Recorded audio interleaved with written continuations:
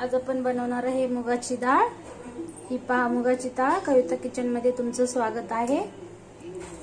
1 चमचा मी कांदा लसूण मसाला, 2-4 पाकळ्या लसूण, हळद अर्धा चमचा मीठ, जिरं, मोहरी। चला तर मग पाहूया रेसिपी। तेल टाकून घेऊया।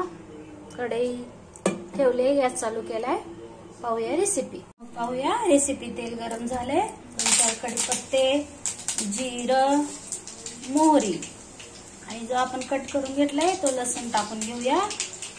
लसूण छान फ्राय झाला की आपण पाणी टाकायचं आणि लगेच झाकून घ्यायचं। झाकून घ्यायचं। हे पहा, आता आपण एवढ्या वाटीभर डाळीसाठी 1 तांबे पाणी टाकून घेतले। मग याच्यामध्ये आपण तिखट, मीठ, हळद हे पण टाकून घेऊया आणि हे डाळ टाकत आहे हे पण टाकून घेऊया आणि आपण याला छान मिक्स करून 10 मिनिटांपासून शिजवाय ठेवूया। माझ्या मुगाच्या डाळीची रेसिपी आवडली तर व्हिडिओला लाईक करा, शेअर करा, सबस्क्राइब करा।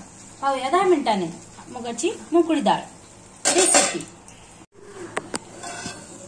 पासी छान उकळी आले, एकदा आपण हलवून घेऊया आणि आणखीन झाकून ठेवूया शिजेपर्यंत। चपाती बरोबर, भाता बरोबर खूप छान लागते। व्हिडिओ आवडला तर लाईक करा, शेअर करा, सबस्क्राइब करा। पाहूया 10 मिनिटांनी झाकून शिजवूया।